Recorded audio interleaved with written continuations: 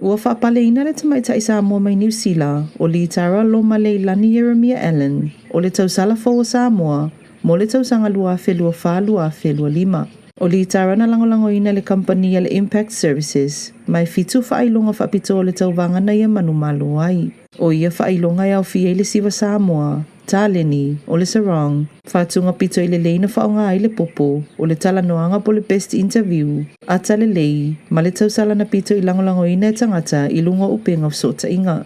O li tara na langolango ina fo i le tu malo anoa maanu mera lua, lea na la tauta pena ina lana ta avale teu ina. Masa awa ia toi fo i o ie se feilo inga maali ima fai pule, ma tinao le tu malo. Ma awa ia i fo i nisi o sauninga i tutono le nuu ma le tu malo. E whaatupui na ilo na malama i tu ma le soifuanga wha Samoa i nuu i tua.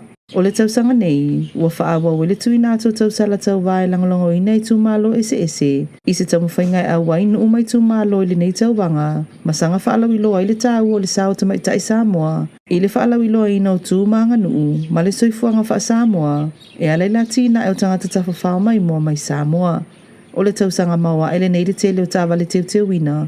Lea se fulu lima taawale mo tausala, na awai le suenga o se tausala mo le tausanga nei, whaatasi ma le taawale le tausala leo whaamae ala na tautua, le tamaita ia moe moana sa whaatoa swanki, le sa matua masi i mailo na nuu maa inga ia sau, e te ulan taawale, ma awai e langolango na whaafifianga whaamawai. O le tausala fo wa Samoa o whaapaleina o li tara, e lua se fulu lima tausanga lo na soifua, o se whaia o ngai lea o nga mawalunga Manurewa i New Zealand, ma o lea lo le tamaita i Samoa Wanda Jeremiah, ma lo nali i o David Allen mai Afrika i saute. O lo na manu malo lea avea i masui tau vamo Samoa, i le sa ilingo se tausala lo Pasifika. Leo lo umia nei e moe moana swanki o Samoa lea pali, se ia whaamai aina lana tautua ia Novema. O isi tūlanga le taubanga, le tūlanga lua, lea sa maua le Miss Pacific Climate Warriors o Brianna Marisa Romano Fruen, tūlanga tōlua alai malo Ioana Vasa, tūlanga whao Lidia Lea Lona Moananu, ma le tūlanga lima o Chantal Tautunu a Fatasi.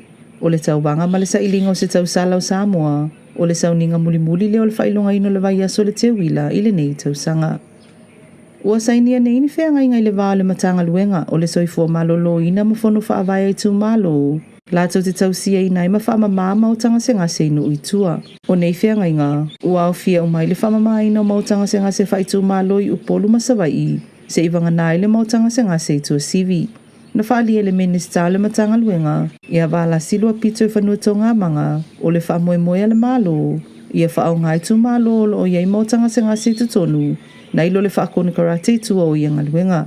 O nisi o nekon karate whaamautu ia pia, ai malanga lawa i sawa ia fufulu, ma whaamama se mautanga se ngase, mana ia tā ua, e se fulu miliona tā lale se leni le matanga luenga e alu e tutongi ei nekon karate. O le whenga inga leo sainia, e whaamatu ua tua ile afe lima se lau i whaalapo tuptonga i tutono i tū malo, e peyo e kalesia. Au ta lavou, mafutanga tina ma au manga, lato te tapena ina ma whaamama ina mautanga se ngase. Mao nei ngaluenga le a whaasosoa ina i tutono le tū malo, e ale le komiti o fono whaavaya i tū malo. Na whautua ina fo ele minista komiti o fono whaavaya, ina ia awane i whaapito ina la lato sila i tangata po whaalapo tuptonga e whaia i ngaluenga, a ia tū whaasolo. O le tūlanga le leina saunua i ele minista, i lea o singa whengainga, ele ngā tau whaititi ele se le ni whaalo le matanga luenga, ai wo whaamanu i nai fo i mai i tū malo. Ua tōwhia nei se tamali e whaaululu i ele matanga luenga fō o ta alonga, ma wa tōwhia i ele kapeneta le tōwha, alua atua semi-perive e pati, o se tasi wa tele tau sanga o tau tua ele matanga luenga o aonga, ta alonga maanga nuu, ma sa i tau aveina le tūlanga o le whaatonu langolango. Ele ngatai leo se tasi sa a fia tele o se tangata ta alo, ma le whafoi ino le atina e o ta alonga i tutonu Samoa. Ua whailoa mai fo ele kapeneta, le toe tōwhia o le tōwha o lungi e se vesi pe telo, e whaawaula na tautua, e whaaululu i ele pūlenga o le matanga luenga o whanua, le sala si, leo lo i ele pūlenga o whanua le malo. O le vai aso nei fo ina whailoa mai ele whaatu ina aloa ia, o le matanga luenga fautu maoti, o whanua mafuanga whanua Samoa, leo se ea ti ele le stalaina, ma le vai o whanua, lea sai lalo le vai inga le matanga luenga, o puna oa ma le sisio manga.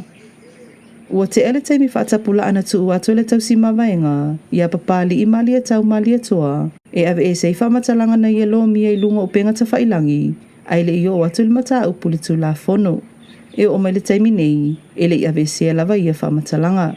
O ia whamatalanga o lo o au fia i se whasea papali i le whaatino ina le leo ngā luenga po le unprofessional o le ofisa o tausi mawaenga.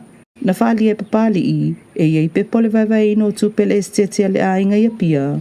Ua watu whaatasi ma pepo le lato mata upu, ma ua folasi e papali a pepa i lunga upenga ta whailangi. O whamatalanga ia wale fia i le tausi mawaenga, ma mafua i le tusia tu ia papali e ave ese ia whamatalanga. O le nei mata upu na mafua mai ina wasi e papali ma nisi o lona ainga le ofisa le UTAS, le wa ave ia le public trustee, tupe mai le estete le sunga ma le toa tanu mawhili le lua e te wai. Peita ina whaali e papali e le ngata le ilongo ina lato i suinga na whai le tausi mawaenga, ai le se tupe te wina le ngō ma le toa le UTAS, ai o le ngō public trustee o lo te wai. Na whesilingi ai lo e papali le atulanga, ma o lo ta alia le lato whiloa inga ma le ofisa le tausi mawaenga. Ma le tala mulimuli, o lo o whaanga solo le vai solo na lua le taamilisanga ki kiti wha Samoa, i le malayo le kale si e me tisi whale ula, mai se fulu au o lo tausini o ai. O le nei taamilisanga o se tau mawhainga le komiti le asosi ki kiti Samoa, e to e whaola ola mawhafangu le taalonga o tau mau atu. Na whaali e le Peristania le asosi ki kiti ia fiu si olo, ua lua tausanga o le taamilisanga le ana amata i le tausanga lua whelua tolu. Ta ua e fiu, o le taalonga le nei o le kilikiti, e te le mua ngana malanga upo le atunu una mafua mai ai. O le whaanonoanga le asosi, o nei peila a mafuli le atunu le kilikiti whapapalangi, ai whaatotua na i le taalonga le atunu. O le mafua anga leo le toile langa ino le taalonga o se vaenga o le te wila. Ua iei fo i se fufuanga le asosi a sienia o nga mawhatala no ai, le whaofia to le taalonga i tutono ala to Paul Kalame. O le fionga le minista o taalonga, ia laumatia Manu Rinko Purcell, na saunua i te talaloa ia lea taamilusanga, ma na ia whaali e le tāua o le nei taalonga, na ia whailo fo i le tausanga ta siiva i walima, na whaamawina i le tele o au kilikite la tunuu, le na o atu i le se lau whalua au alii, ai se lau lua ono au o tamaitai na tau wā. Ai ta luma i le nā tausanga, ua le toe aloa ia ono le ave o le whaamua mo i le kilikiti pālangi. O awolo o tausini o, e lua awa tamaitai, e au fia i le o le vai mai tanunga manono, ma le whetu au mai ti avea, ma awa ali i au fia ai, o le i o le vai nuu mai manono, tanifo le vau mai sili, pusi ula mai whangaloa, ai ni usami mai le whanga, Snow Boys mai Utah i Amerika, au manga tupua mai whangaloa, vai ngafa mai ngau tā vai, ma le whatolotolo ngā tama mai ngā tai vai sa vai i.